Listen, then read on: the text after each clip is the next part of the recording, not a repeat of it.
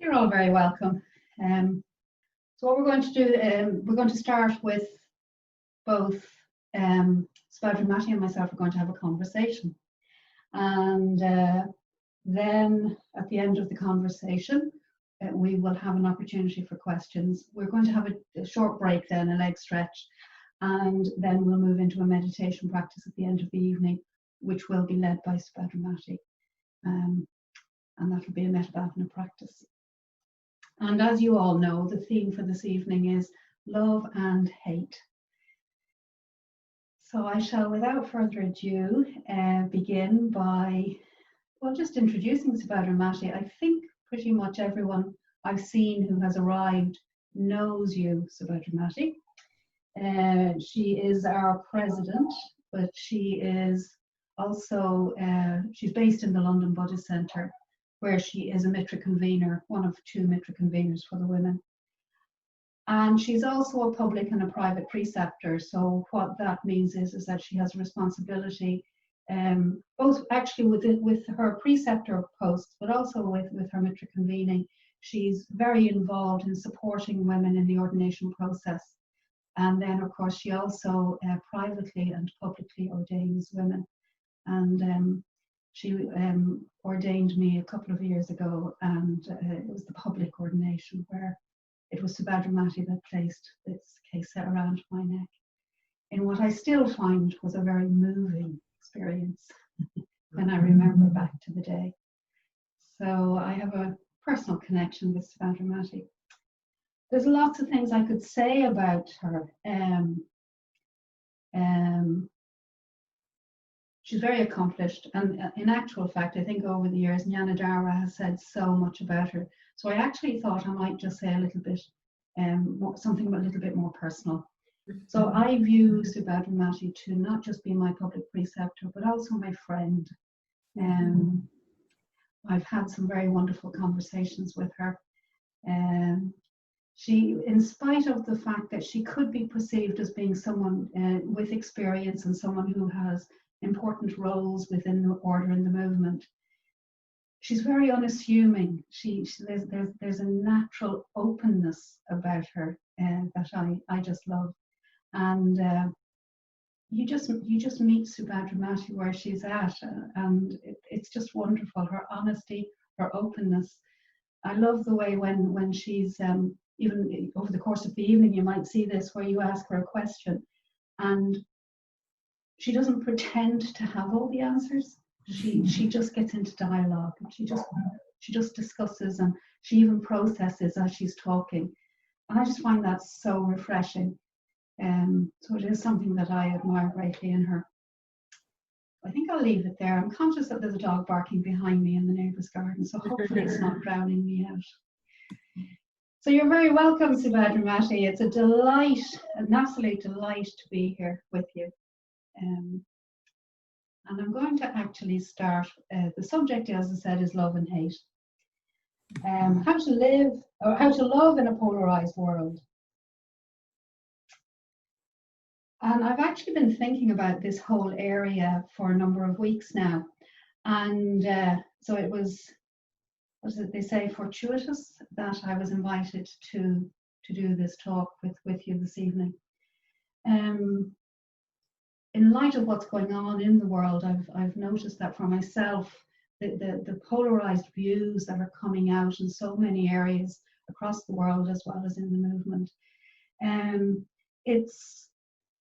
I found it a very, very emotive subject. So I was saying to some of my friends earlier, I hope I can stay very calm throughout this, but I suspect that at times I will probably feel emotion arising, because this is a whole area that's very, very close to my heart. So what I wanted to start with really is I've been exploring love and hate and what they mean. So I was wondering, Subhadramati, what would you say about the two words love and then hate? What's your definition of them? Oh God, I'll start with the sort of biggest question. I think I might change my mind halfway through this, but I was thinking, well, I think love is a wish for another being to flourish and be fulfilled. And more than a wish for that, an actual, where possible, putting one's whole self behind that love is accompanied by action. So I really love the image that Bhante gives about the love of the Buddha would have the same effect on the spiritual aspect of beings as the sun would have on plants and flowers. The plants and flowers turn to the sun, but also, well, it makes them grow. So I think love is what helps beings to grow into their own potential. And well, that means I think that hate must be the opposite of that. There's something that hate is the force that stops that, or trying to, or goes against that. Which, maybe I'll stop there, but then there's a lot more that could be drawn out of that,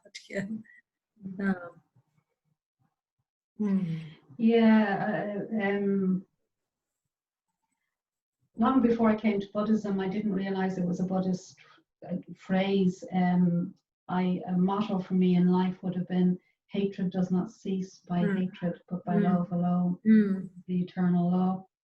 And I often reflect on it as to how we can live by that. For me, as I say, it's been a motto for most of my adult life. I like that idea of flourishing, that love enables us to flourish. You said something, actually, I've been listening to some of your talks. You said something about flourishing. You quoted somebody about flourishing. I cannot flourish. Was it Martin Luther King? Yeah, Martin Luther King, yeah. I cannot flourish unless you are, and you cannot flourish unless I am. I'm wondering, have you any other thoughts about that? Yeah, it's a great quote, isn't it? I think that might be a slightly paraphrase of it. It's something like, I cannot be what I ought to be, but I guess that's the same as flourish. Well, I mean, in a way, taken to its limit, that's the sort of bodhisattva ideal, isn't it? That if you really loved other beings, like that sort of love means it's not a complacent love, like it's I suppose that's the love of the bodhisattva, that a bodhisattva, in a sense, can't really be happy until all beings are happy. And well, so I suppose we all, that's very, very lofty, but I think we all have had a taste of that. Like, if there is someone we really, really love, we don't want them to suffer, do we? We want them to grow. We're delighted in their growth, and we're pained by their suffering. The desire to help alleviate that suffering is strong. So I think, to me, it's important to know that, as well as that being a very lofty ideal, the bodhisattva ideal, or the ideal expressed by Martin Luther King, that also it's not something that we've not had a taste of each. It's just that the bodhisattva would feel that towards all beings. I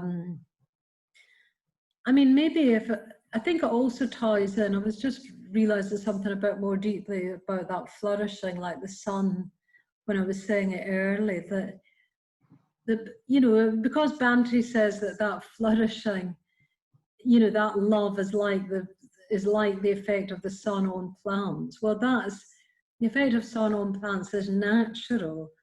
Like, a plant will naturally grow under sunlight.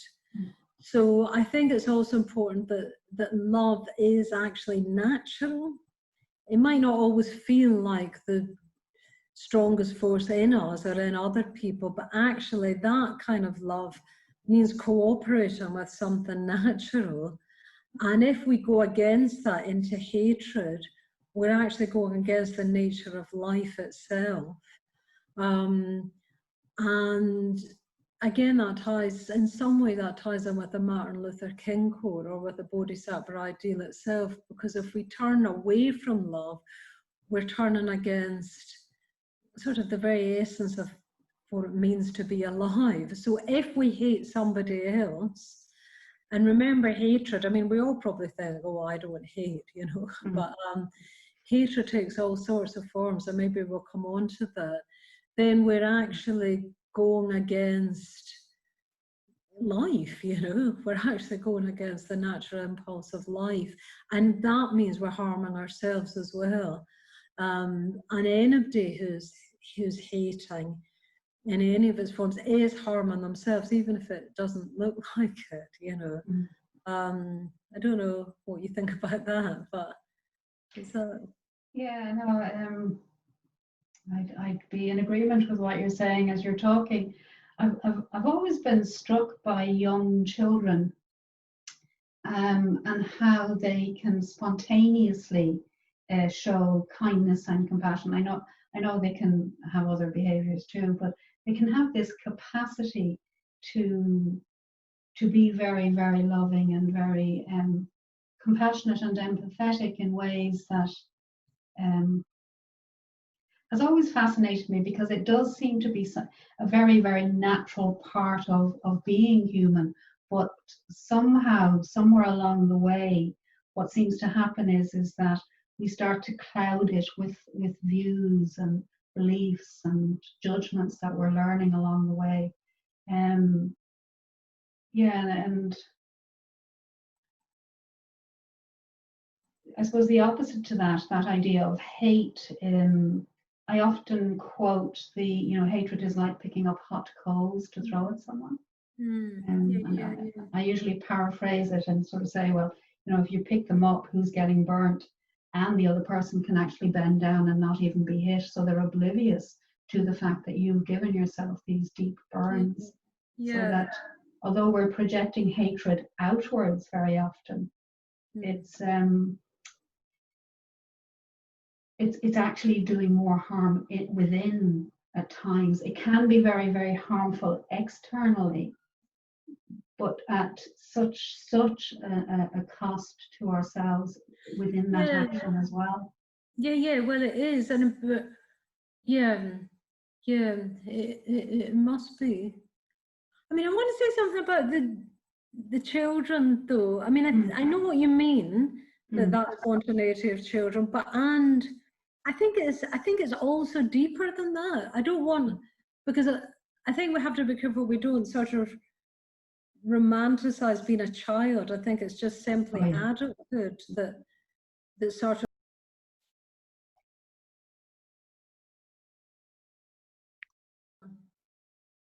There she is. There we go. Can you hear me? Yeah, I can. That's a shame. If you lose me again, I'll change room. Okay. Yeah, I think we've got too many things going on at the Buddhist Centre, maybe. Okay, try my best, yeah. What was I trying to say? Oh, yeah, well, I remember my own little nephew when he was only 3 or something, saying, he's not watching, probably not, he's 16 now, saying like, I love Mum, I love Dad, I love Joe, but I hate Subhadramati because I don't know what I've done. So I think it's not that when I say love's natural, I don't know if I mean that it's there, something there that then gets clouded over. I think more that it is, what I mean is it's not something we need to add on to ourselves, but at the same time, there can be a lot of other things going on as well. There's a lot of other impulses. There's the impulse, like my little nephew, for revenge. There's the impulses of comparison, jealousy. Also, that natural impulse can be blunted and coarsened if we don't actually practice it. Maybe love is maybe that's another thing about love, that it has to be, we have to actually act. If we don't act on it, that sensibility will just get more and more, well, just go cynical on us or something. So, and I think it is important that it is natural. It's not, we don't have to graft it onto ourselves. It's not that we're actually evil and we've got to make ourselves into these loving beings, but we have to find and strengthen the impulse. That's what we do with the Metta Bhavana, of course, isn't it? It is, yeah. So that actually does like that life connects with life. You know, I really like that other quote by Blake, life delights in life. But we might need to find that within ourselves. It might not be the most surface thing, especially if somebody's been really horrible to us or something. That's not going to be the most surface thing. Yeah. So it's something to be cultivated, although it's something that's naturally within us. It's something that we do need to cultivate ourselves, and perhaps in is there something, do you think, around our environment as well that enables that cultivation, that it's not just the work we do on ourselves? Oh, well, that's a really good question, isn't it? I mean, we're much, much more likely to be able to cultivate it if we're with other people that are expressing gratitude, that are, well, also trying to cultivate that. It's amazing how quickly you can change an atmosphere, can't you? You know, if you're in an atmosphere, if you've ever been on retreat, every day where there's rejoicing in merit, say, or people rejoicing, we very, you know, we join in with it. But if you're in an environment where everybody's like gossiping and backbiting, very, very easy just to get pulled along by that. I think, I mean, maybe that's another really important point. We're much more creatures of, we're much more influenced than we care to believe. You know, we love to think we're these independent kind of true individual type people, but we're nearly always swayed by the company we keep. So I think the intelligent thing is to recognize that and then try as best what one can, it's not always possible, to surround yourself, or at least spend some of the time with people who are also trying to cultivate metta. Of course, it's not impossible to cultivate it, even if everyone around you is hating, you know.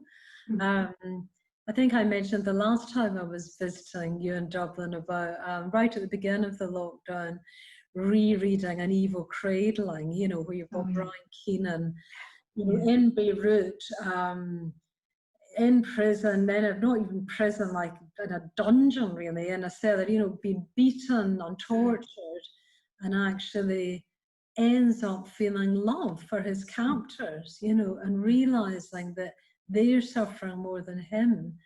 And I mean, so that shows you that even if everyone around you is full of hatred and ignorance, really, it is possible to love. And, you know, they're amazing, those stories we have of people who manage to actually love the people who are torturing them and stuff. I don't think I could, you know, whereas, you know, so it's not, you can, so what I'm trying to say is it's never, can't ever be impossible to love, just as it can't ever be impossible to grow. But, you know, for me, I'm going to be more likely to be loving if I'm hanging about with other people who are loving than if I'm being tortured, you know, or something, you know, and then and the whole range in between.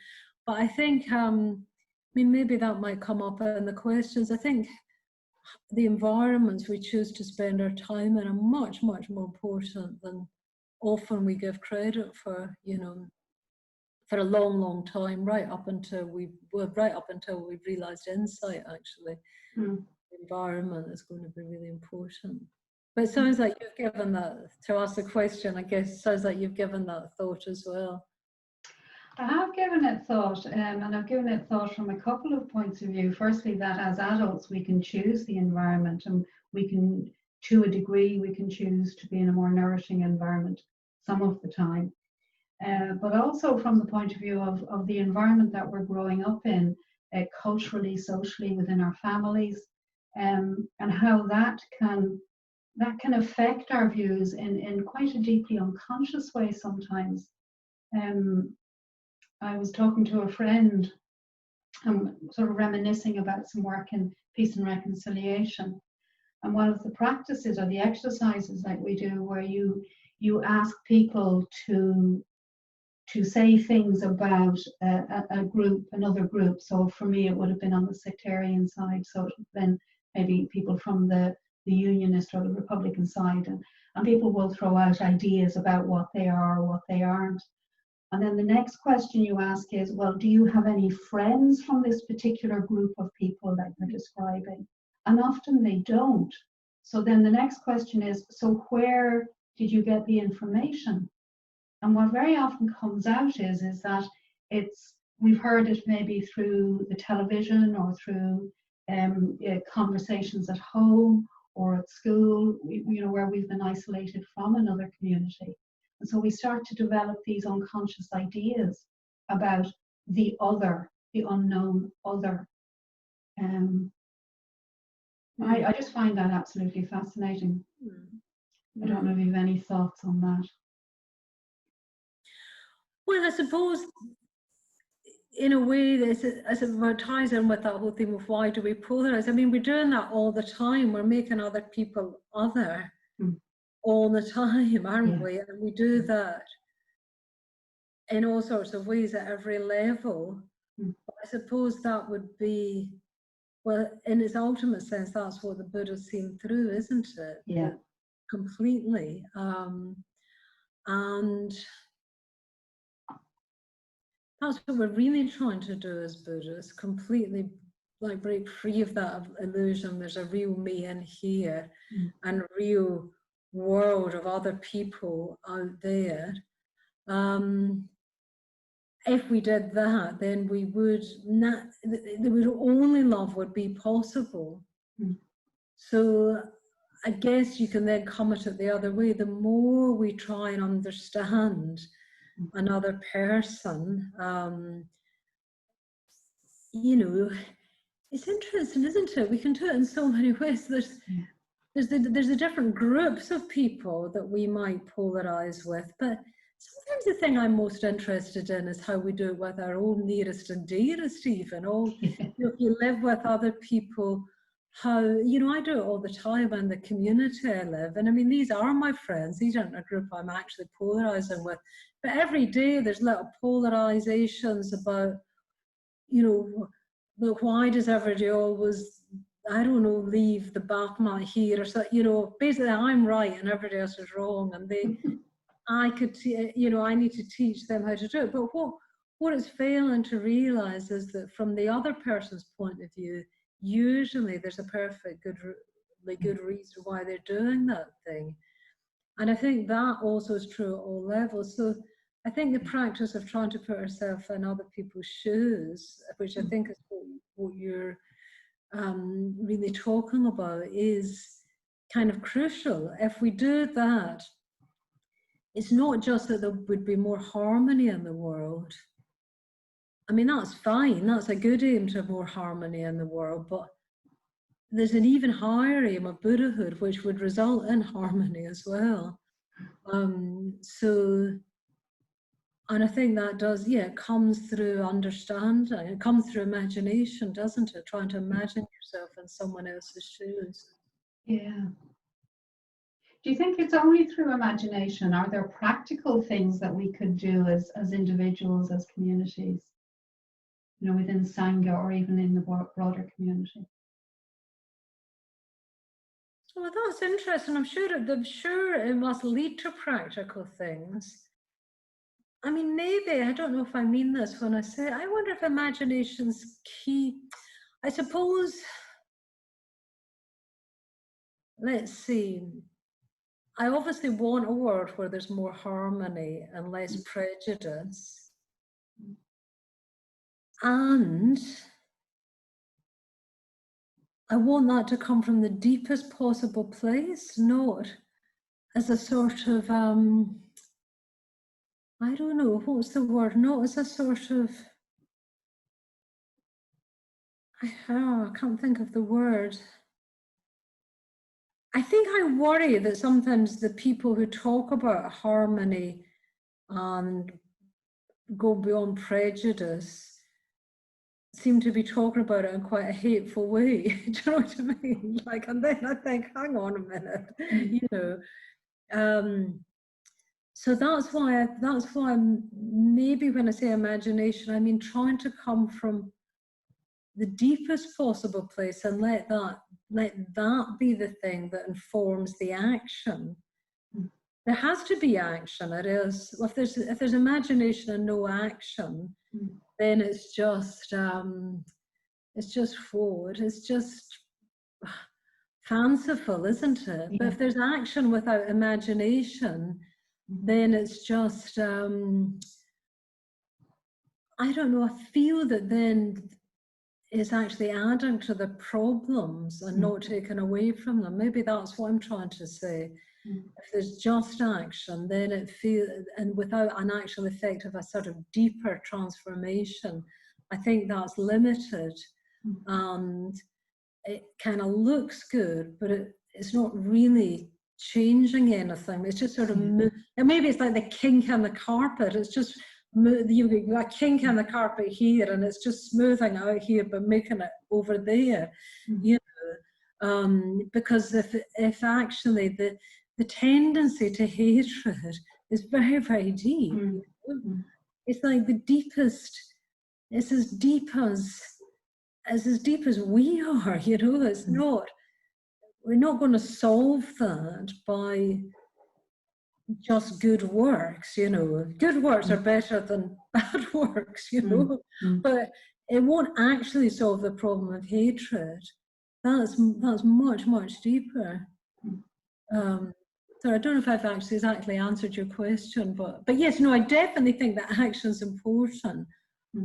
Action informed by wisdom, I guess, you know, action that's accompanied by self-transformation on the deepest level, then I think, yes, then it must be, you know, there has to be action. Yeah, I think where I'm coming to with that is that certainly that idea of the imaginative element. I think we need that imaginative ability to be able to try and understand the view from the other person. But where I'm coming to around some of the ideas of action is that maybe we haven't been asking the questions the right way. Maybe what we need to do is change how we're having the conversations, change how we're doing things. And I do think that has to start with reflecting on our own views and how we're seeing things. Yeah. But I have absolutely no idea as yet how that might unfold. Hatred's an interesting one too. I remember, I think it would have been a conversation some years ago, and talking about hatred, because I would have been one person. I put my hand up and say, oh no, I don't do ill will, I don't do hatred, not at all. I'm just getting the raised eyebrow from somebody back. But what I liked was the idea of hatred being quite an expansive family, and there's lots of cousins to the hatred family. So sometimes we think of hatred as being a very strong word and something that I don't do. But when you start to look at maybe some of the subdivisions of hatred, so it might be the jealousy, it might be the irritation, the ill will towards somebody, it starts to become clearer just how we do hatred in our day-to-day lives. I think that's a starting point that we do need to start looking at. Yeah, I think that's it. I think hatred sometimes is such a strong word. It's easy to think we don't do it, especially because that's why I quite like my little nephew Jack. At least he was young enough not to hide it. Yeah, not to have that. You know, we've got clever ways of disguising it. Yes. I really there's a poem that Maitreya Bandha, my friend here, wrote. I can't remember the name of the poem, but the lines in it I really remember are, the daily rancor of the mind are clever ways to be unkind. Yes. And that really resonated. I thought, oh yeah, what are my clever ways of being unkind, you know? Which I'm doing all the time, you know. It'll come under, you know, try and make it sound good. I won't be like my little nephew going like, I hate Subhadramati, but I'll be just finding a way to kind of subtly undermine or subtly, you know, whatever, you know. So I think there's that as well. That just because it's sort of sophisticated, it doesn't mean it is. But I I try and ask myself, am I just finding a clever way to be unkind? Mm. And then, like you say, there's that whole family. Like I would add to that resentment, Yeah. add to that righteous indignation, Yes. Yeah. and so on and so on. They're all, you know, that as long as we're in that family, we're adding to the problem, even in the very act of trying to solve it, which is the tragedy in a way. You know, if we really want to be a force for good in the world, we have to transform that. And if we want to transform that, we have to think about being a force for good in the world. So they do go together. Yeah. You know, we're not just doing it for ourselves. We are trying to make the world a place more of love and less of hatred. We have to have that as our motivation. Yeah. Yeah, you reminded me of something Sarah Gupta said. What was it? Yeah, that when we're in that sort of that place of righteous indignation or any of the family of hate, actually it boils down to dukkha. So of course it is suffering. We're suffering, and those around us are suffering. Whereas if we can move towards love, and if we can move towards that kindness in our communication, in our actions in the world, in our communication and action toward ourselves, how much more beautiful a world would we be living in? There was something you said about love, actually, to quote you. See if I can find it now, because I liked it.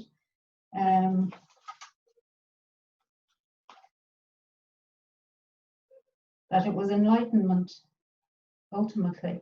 Yeah, how to love is to become a Buddha. Is to become enlightened. Yeah, or if you really are the only person who can really, really love as a Buddha, because until you're a Buddha, you'll always have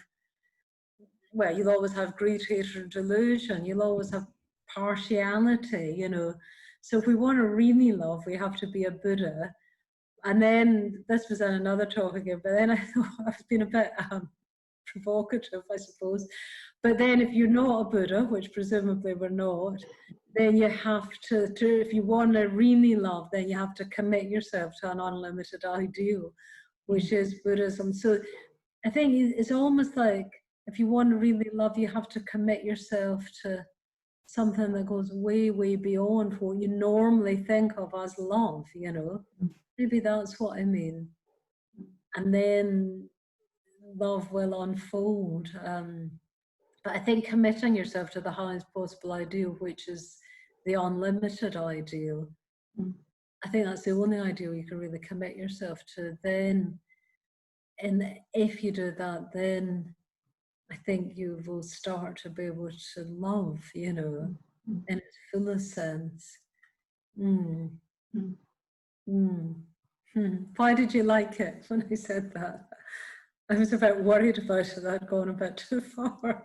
No, I think it appealed, probably back to what you said about imagination. I think it appealed to my imagination that that's what I'm moving toward. And what I loved about it was that practicing a Buddhist way of life, not only is it something that's is achievable on one level, but we also we've been given the tools, we've been given the precepts, we've been given you know, the teachings.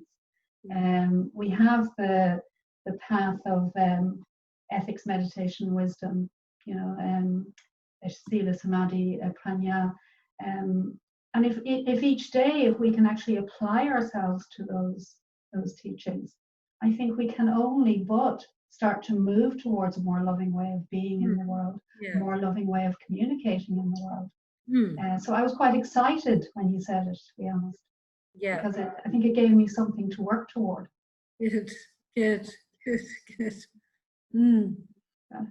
Yeah, I like the idea of that bigger idea, that ideal that we can move towards. And again, what you said there about the kindness, when you were quoting Maitreya Bandhu, maybe to witness, to see how we do have those acts of unkindness towards ourselves and others, and to bring compassion to them And then step by step, we're moving toward that ultimate love. Yeah, sometimes it's very compassionate too. Sometimes I just need to tell myself, don't do it. So don't do it. Oh yeah, just stop it now. Yeah. Yeah. I've been, another little saying I've been saying to myself, I really, really like the image of Mara, you know, on the Buddhist enlightenment. So whenever I'm about to send that email, I've been starting to try and ask myself, is Mara present? Yeah. And it's amazing, he often is, you know, even carefully worded, you know, dressed up, even then I say, is Mara present? I think, oh God, yeah, he's still there, you know, we go over again, you know, let's just see if you can like get Mara not to, you know, quite, you know, which is the same thing really, is Mara present, you know. And I think maybe that's especially good for sort of righteous indignation, because we can feel right, you know, we can feel we're on the side of right. And that can sort of deceive us, actually. It's like the near enemy of love, actually, and sometimes, isn't it, when we feel that we're fighting on the side of right. But then we can just ask ourselves, well, is Mara present? And if he is, I just have started to say to myself, don't do it, don't say it, you know, it'll cause trouble, you know. Yeah. I can put my hand up to that as well. That's a good practice, actually. Yeah. Is Mara present? Yeah.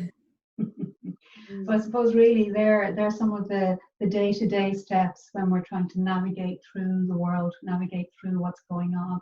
But if we can ask ourselves some of these little simple questions day to day, moment to moment, I always come back to mindfulness in the end. So I suppose there is, although we're bringing, you know, the metta bhavana is a very, very important practice to bring both to the cushion but off the cushion. But mindfulness is something that can help us from moment to moment during the day. Yeah. Well, that's what deep mindfulness is, isn't it? I mean, I think if we really understood mindfulness, then it would include metta, wouldn't it? Because it would include the awareness of other people as people. It would include the awareness of other life as life, just like our life, you know. In fact, in the end, it would be no different from metta, really. No, that's something I would firmly believe in. I'm conscious it's nearly 10 to 8, and I promised people the opportunity for questions. I better see if there have been questions coming in. They probably have.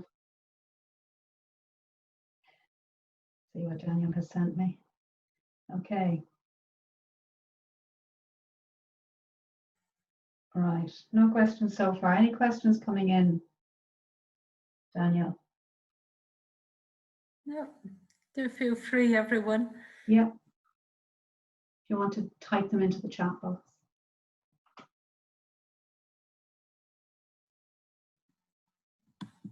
Thank you, Atulyamitra. It's very good to have a talk about this vast subject. It's a huge area, isn't it? And as I say, it's something I've been reflecting on a lot personally. You know, just from my own life experience, but also in light of what's been going on in the world of late. Yeah. Oh, who is Mara? Okay, good. Who's asking this question? Is that Yvonne? I don't know. It's just come up. Daniel has sent it to us. So yeah. Yvonne typing. That's why I was wondering if that was your question. May I hope Yvonne's typing another question as well. Okay. It was Pavra. Oh, thanks, Pavra. Well, you tell us, Pavra. Okay, but I think Pavra might, it sounds like that's very good, Pavra, making sure that everybody knows what I'm talking about. So Mara is, well, the mythical figure who appeared on the Buddha's enlightenment, attacking the Buddha. So you could say that Mara is all, one way of looking at Mara is all the forces that hold us back from growth. And Mara, you know, well, appears to us all the time. So you could say Mara is like the personification, well, of hatred and greed and doubt. So So when I ask myself, is Mara present? I'm really asking myself, are the forces of hatred present? But it sounds more, you know, I always find when these things are personified, it just, I don't know, I find it helps my imagination to engage with them. So I could say, is hatred present? But somehow saying, is Mara present, gives it a bit more purchase for me. So yeah, Mara's the personification of everything that's pulling us back into the mire of unconsciousness and unawareness. Will that do, Barbara? Is that good enough answer? Wonderful. Okay. Okay, so shall I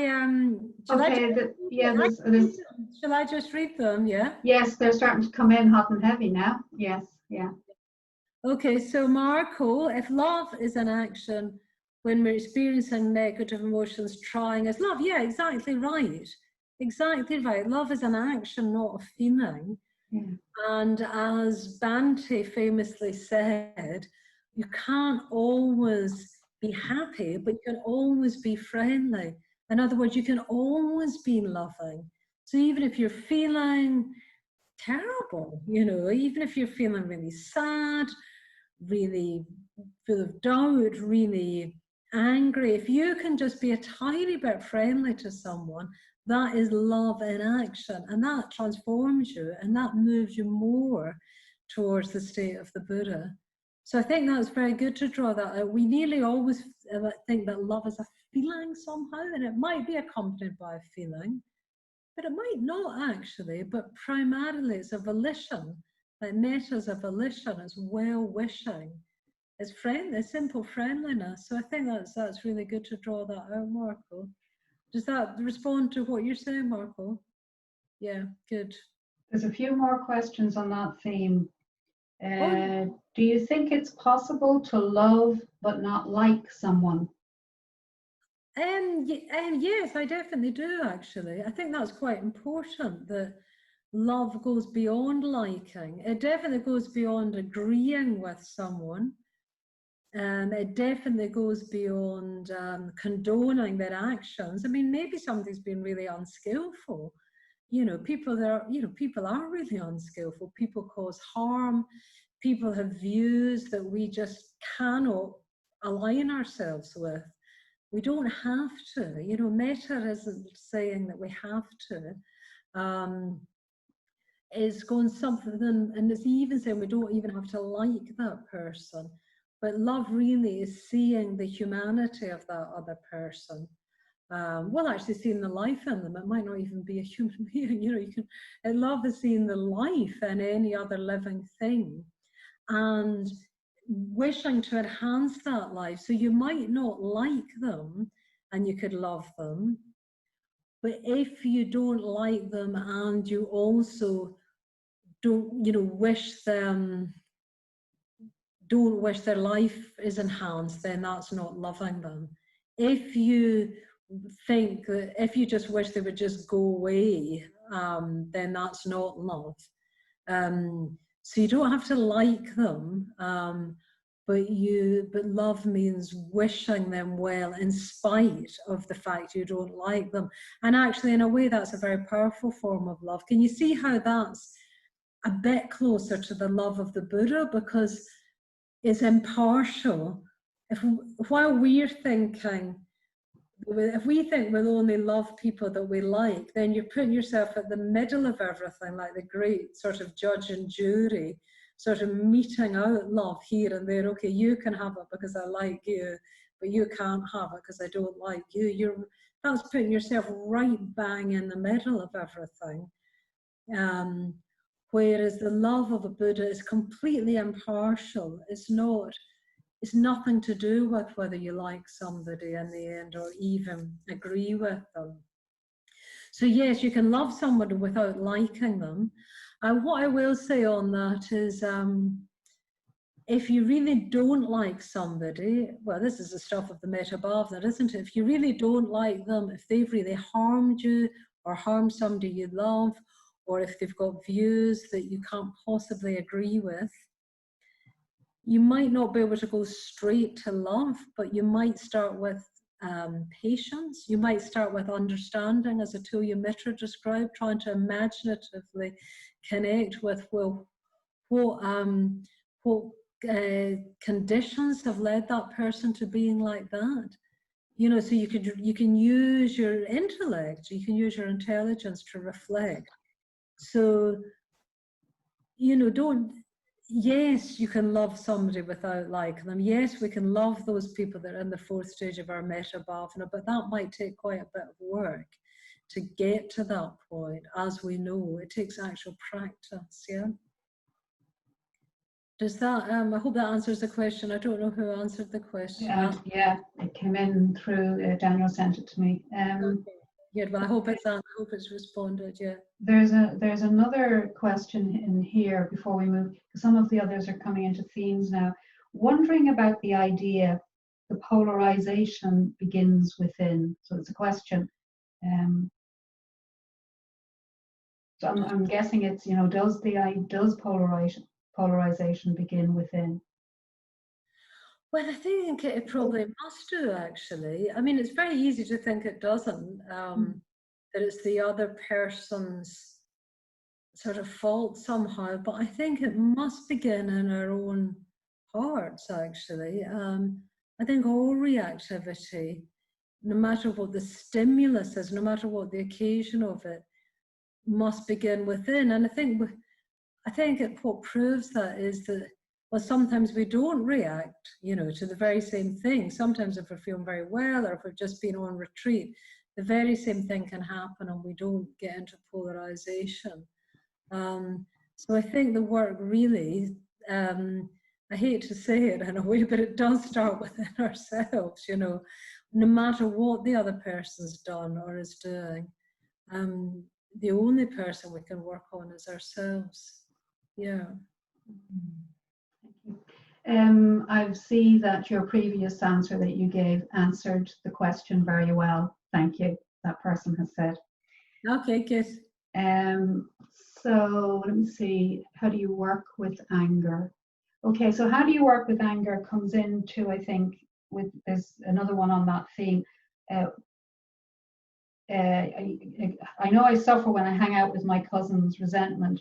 When I feel I'm right, is the answer receptivity? So there's sort of. Okay, so how do you work with anger? And with resentment, perhaps. Yeah, that sounds like it was other people's was the resentment one? What about when other people are resentful? This question here just says, why do I do it? Cognitively, I know I suffer when I hang out with my cousin. Resentment, presuming cousin's resentment. Okay, when I feel I am right. Okay. Is the answer receptivity? Okay, let's take them. Yeah, they might be connected. So I don't know if it's the question is how does one work with anger, or how do I work with anger? So, which I'm very familiar with. I mean, one thing to say is the anger isn't always unskillful. It nearly always is, because it very, very quickly. I don't know if Julie's still there who asked the question. You still there, Julie? Oh yeah, there you are. Julie, I was just saying that like anger itself isn't necessarily unskillful. I think there is such a thing as just feeling the energy of anger and allowing it to be a force of transformation. The trouble is that anger very, very quickly tips into hatred, and then it's unskillful. So I think, so if you can just stay with the anger, I mean, the purest way to answer this question would be to say, just try, especially in meditation, to stay with the energy of anger. It's just anger at that point. If it hasn't yet gone into ill will, you haven't yet done anything unskillful. If it's just that flare up of very, very strong energy, is not always comfortable, because you know, I feel it as a sort of fizzing that rises right up from my belly, makes me feel like I'm going to explode. But if I can just, I don't often manage to stay with the energy of that. It's almost like you have to try and become a bigger person to stay with the energy, then transformation can happen. So that would be the purest way to work with it. If you miss that opportunity and it starts to turn into ill will and hatred, then I think the answer is patience, which is also probably maybe ties in with the resentment. You know, there's so many ways, you know, I mean, it's very, very familiar to me, anger, hatred, ill will. I've worked with it through confession practice, through reflection on a bit like that hot stone thing, that I'm only harming myself. I've worked on it. I think the most potent way of working on it for me has been seeing the effect on people, especially people I love. I think that's been the strongest way of making me think, Subhadramati, you've got to stop it. You know, you're actually, you know, I less and less do I want to be the cause of suffering in other people's lives. I think the more I've practiced in general, I think I've got more sensitive overall. I suppose that's what Buddhist practice does, and ethical practice. It means you're more sensitive. So just that, you know, when I know I've caused harm to somebody, I feel remorse very, very acutely these days. Still not acutely enough, or I wouldn't be, you know, unskillful at all. But I feel it very, very strongly, you know, which I think that I find that a very potent way of working with hatred and ill will, just seeing the effect on the people who surround me. So that's a sort of series. I hope something that I've said is sort of useful, you know. But yeah, I think it is important to remember that anger isn't necessarily unskillful, although it requires a lot of mindfulness for it not to tip into unskillfulness. And then resentment. I mean, there might be different answers with this for different people again. How I work with resentment is I try and these days use it as a clue. So if I'm feeling resentful, these days I see that that means there's something in me that is sort of undernourished or something.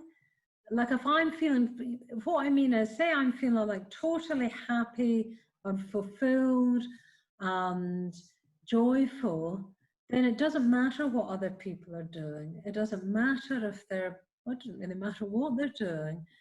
But if I'm not feeling that, then I get annoyed very easily with other people. But rather than sort of blaming them in a way, I try and think, okay, what's missing in your life, Subhadramati? What do I need? You know, sometimes it's as simple as I need a good night's sleep or something, you know. You know, but I hope that makes sense, of trying to use resentment as a clue to something about me that isn't getting satisfied or fulfilled or even nourished, you know. Because when I'm happy, I don't feel resentful, no matter what the other person's doing. But you know, other people might answer that question differently, but that's the way I work with it. Thank you. Okay, we have a couple of minutes left. So I see Alan has sent you a question there saying about basically, could you recommend a text or a section of a text that conveys Buddhism? He's talking there about the Hindu text, Bhagavad Gita, and St. Matthew's Gospel. Can you think of a Buddhist text? Well, I think the classic Buddhist texts on love are the Metta Sutta. It's a very short sutta, and very, very, it's very easy to find that one, Alan, the Metta Sutta. And then also I would look at the first 5 or 6 verses of the Dhammapada, which Atulyamitra already quoted. So you've got, oh, there we are, the Metta Sutta, Daniel, well done. And then the first few verses, the Dhammapada, which include what Atulyamitra said, is the hatred is never ceased by hatred, it ends only by love. This is the eternal law. And then the next one is, others do not realize we are all headed for death. Those who do realize compose their quarrels. And again, the wonderful few verses on, also easily memorizable, so a bit like some the other texts you're mentioning, Alan. You can just find those texts, and they're short enough, you can just commit them to memory and have them always with you. Yeah. Okay, I see Maravi. I'll let you just read what Maravi has said there. It's more an observation than a question, because there's a two-part question here, and that's the last question. So I don't know if you want to say anything to Maravi. Know the skills to express pain. We project pain outside. We do not know how to receive pain from others and react. Well, yeah, I mean, in a way, that's the stuff of, well, how to receive others' pain that's the stuff of compassion, really. I mean, compassion is when, if we had a heart of metta, then we would be able to meet the suffering of others without reacting. And that would be what we would call compassion. Yeah, so I think it all comes back to metta. Once we get with that heart of metta, if we meet someone who's suffering, they'll just naturally transform. The metta will naturally, without us having to do anything, transform into compassion. If we meet someone who's joyful, then the metta will naturally sort of evolve into joy at their happiness. And if we've got a heart of metta and we meet someone who's being unskillful, then also we'd feel compassion. That's what a Buddha would feel in relation to someone being unskillful. He might not condone their action, he might not agree with their views, but he would see that their unskillfulness was bound to cause them suffering, and could only feel compassion at that realization. So in a way, that's it's a test of our metta. I mean, often it's a sort of harsh test in a way, because often it shows me how weak my metta is. Because if our metta really was metta, when confronted by someone else being unskillful, I would only feel compassion. But of course I don't. That's not what I feel. I often feel righteous indignation, annoyed. How could they do that? Especially if they're a Buddhist, that makes it even worse, blah, blah, blah. In a way, that all that's doing is showing that my metta isn't very strong. It's nothing to do with them, in a way. It's simply showing me that my metta isn't, it's still got a long way to go, So that's what I mean by harsh test, it just really shows us that. But on the other hand, we can measure our progress by, has our reactivity, less than just a tiny bit, if it has, then we have progressed a little bit, or maybe a big bit, actually. Sometimes we can see we really have progressed. Last question. Yeah. It's a bit long. I'll read it through and we might have to break. So how would you recommend imagining ourselves into another person's shoes if we, 1, don't know enough about their life, or 2, lack the life experience to understand what they're going through? And then is that essentially the neutral person in the metta bhavana? It's very easy for the feeling to remain neutral rather than actively trying to love. Yeah, thanks for that question. I think that is it. If you don't know someone well, it is essentially the neutral person. And I think, in a way, the way to do it is to see to work the way you would with a neutral person. Yes, you don't know the details of their life, and yes, you might have a quite different life experience, but you can what you definitely do know, because this must be true for all human beings, is that that person doesn't want to suffer, that they do want to be fulfilled. You definitely do know that they probably have people that they care about. You know that they have hopes, you know that they have fears. So you can try and imagine in that level, you know that whatever they're doing, however misguided it seems to you, is in an attempt, even if it's tragically misguided, to be fulfilled and to be happy. So in a way, you could paradoxically say you know that other person deeply to the extent you know yourself, yeah? So just as we know ourselves that we wish to be happy, we wish not to suffer, we want to be fulfilled, although again and again we go about it in sort of foolish ways, we go about it in ways that cause ourselves more suffering.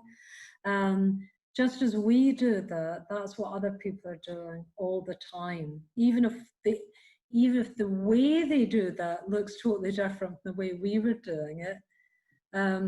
Sometimes the most helpful thing, I think, is I try and imagine it from the point of view of the Buddha, because from the point of view of the Buddha, we're all just running straight into that fire, basically.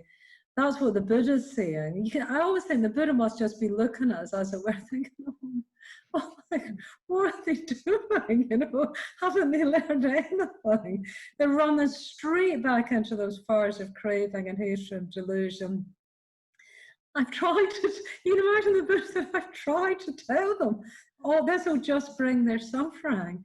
And just, the Buddha just must be watching us, as it were, just again and again doing the things that imprison us, the things that dig deeper ruts from ourselves. So sometimes if you take that perspective, you can see that that other person who seems very different from ourselves actually isn't that much different.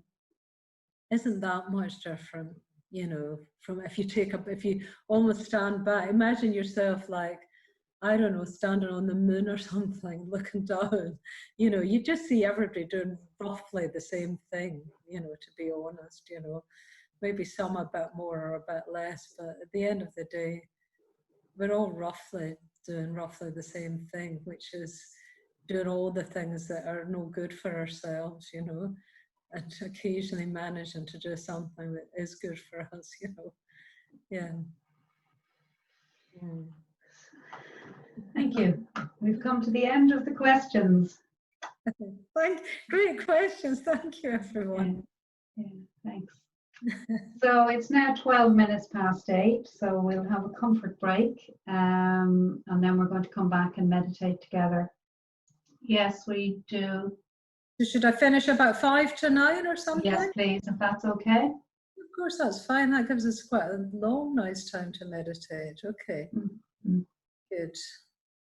Okay, so why don't we settle down into our meditation postures? Actually, I think I'll put us on gallery so that I feel like I can be meditating with you all. Good.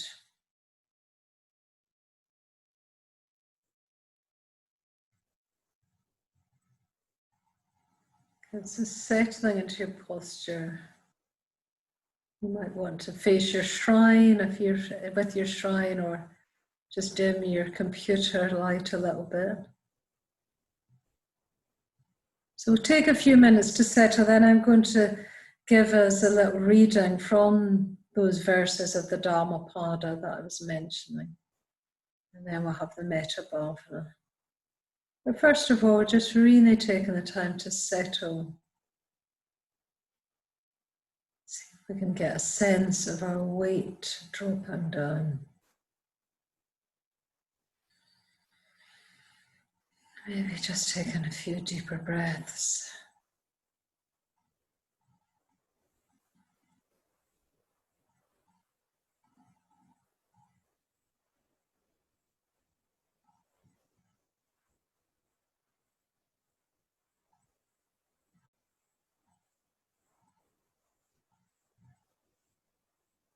So our weight's gone down, but our spine rising up in its own natural curves.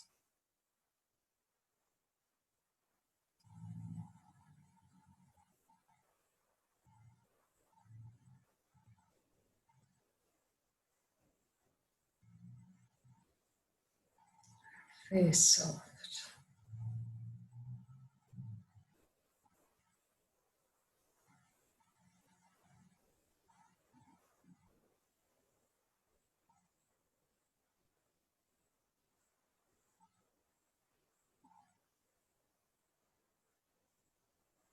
Your hands soft.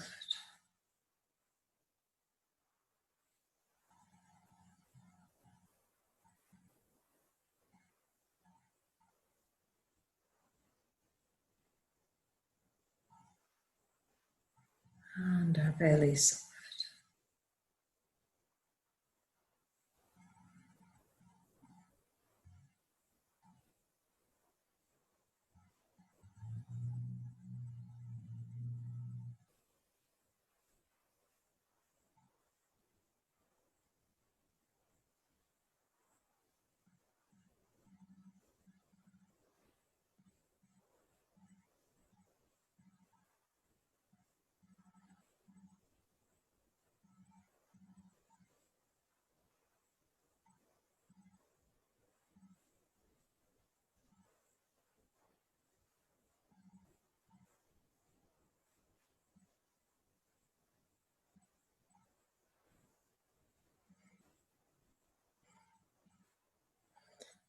I just want to read a few verses from the Dhammapada, which Bhante said could be engraved on our hearts in letters of gold or fire. Those who entertain such thoughts as, they abused me, they beat me, they conquered me, they robbed me, will not still their hatred. Those who do not entertain such thoughts as, they abused me, they beat me, they conquered me, they robbed me, will still their hatred. Not by hatred are hatreds ever pacified here in the world. They are pacified by love. This is the eternal law. Others do not realize that we are all heading for death. Those who do realize it will compose their quarrels.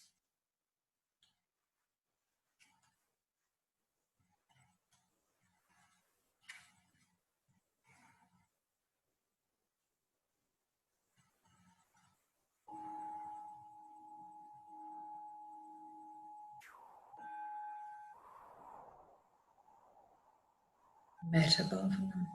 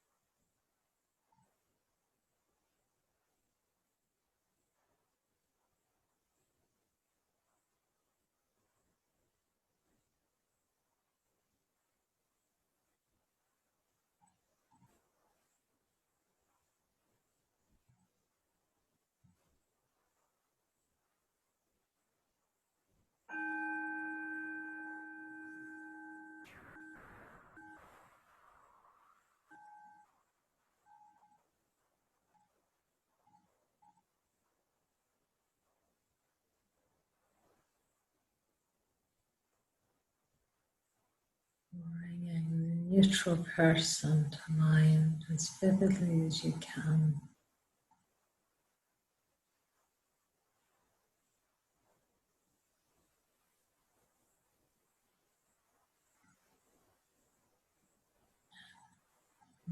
Reflecting imaginatively that they too are a human being just like you.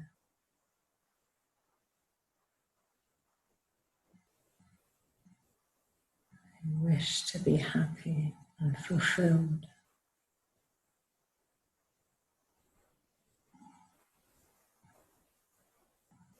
Fear, suffering.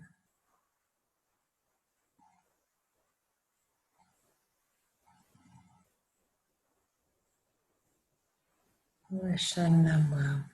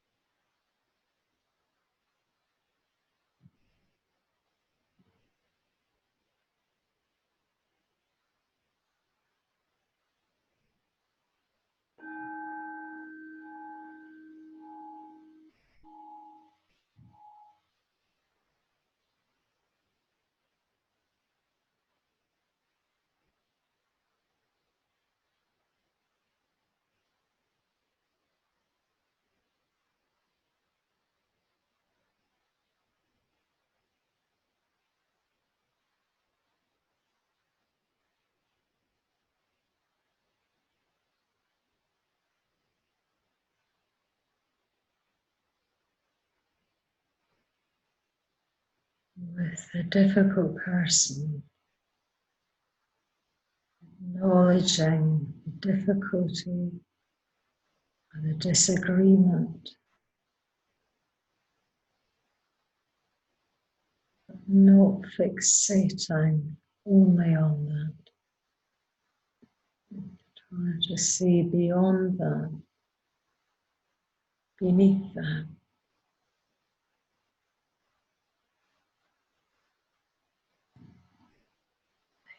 To a human being,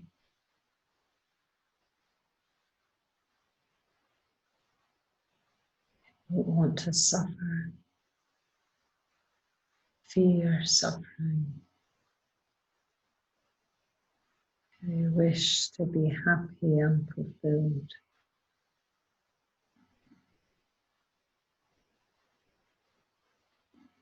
We can just support that wish.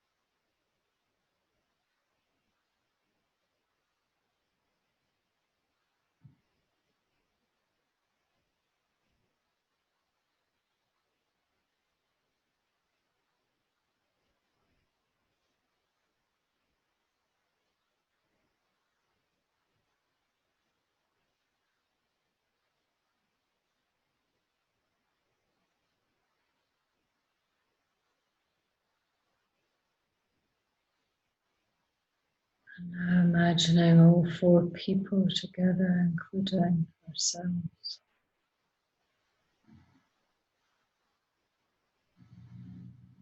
Seeing if we can let metta be like the sun, shining without partiality or bias.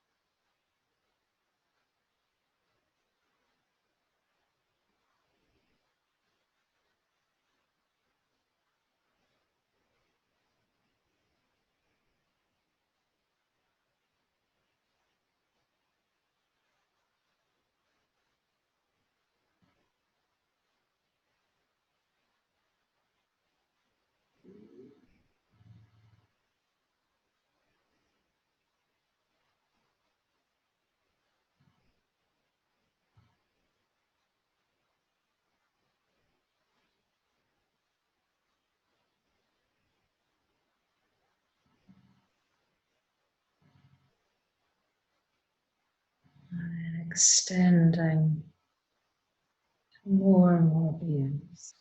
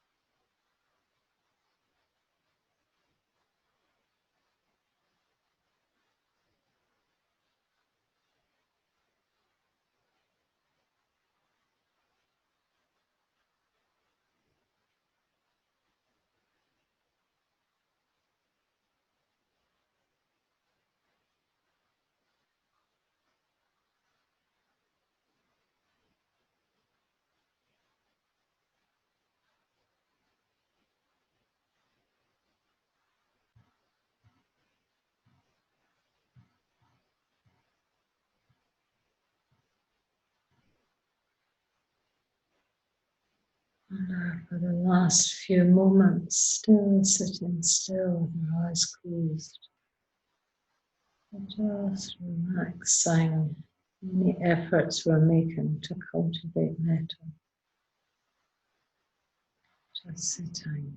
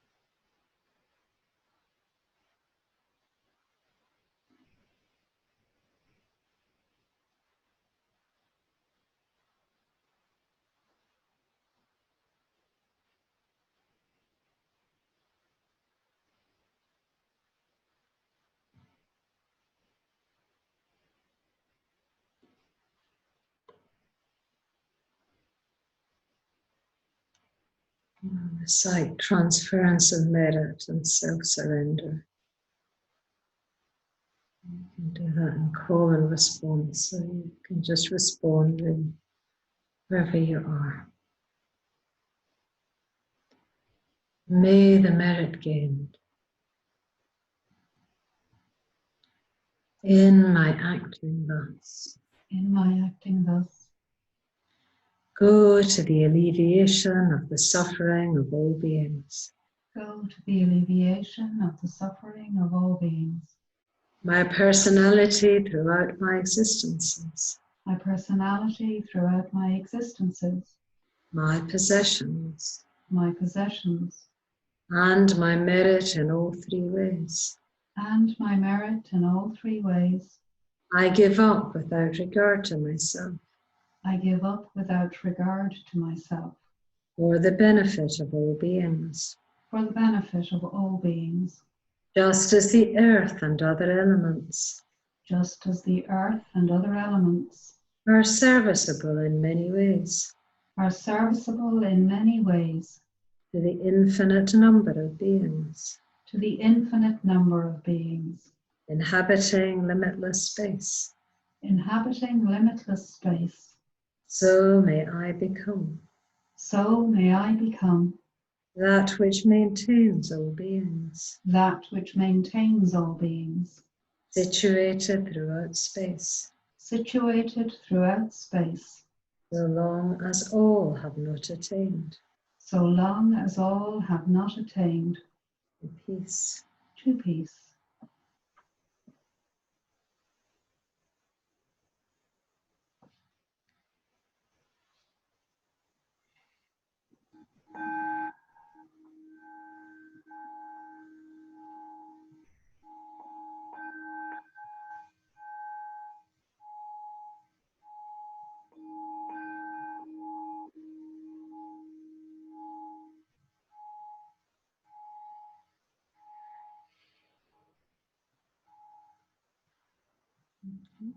Lovely to meditate with all of you.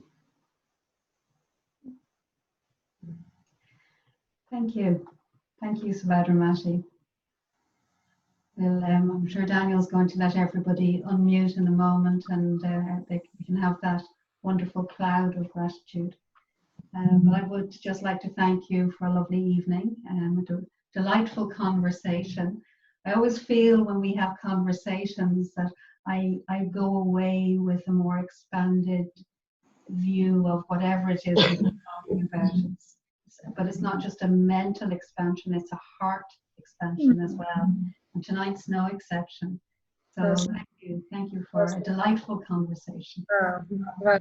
Yeah, and you, Atulyamitra. Good. Thank you. And all, yeah. Yes, thank you to everyone for all your questions. Yeah, great questions. Yeah.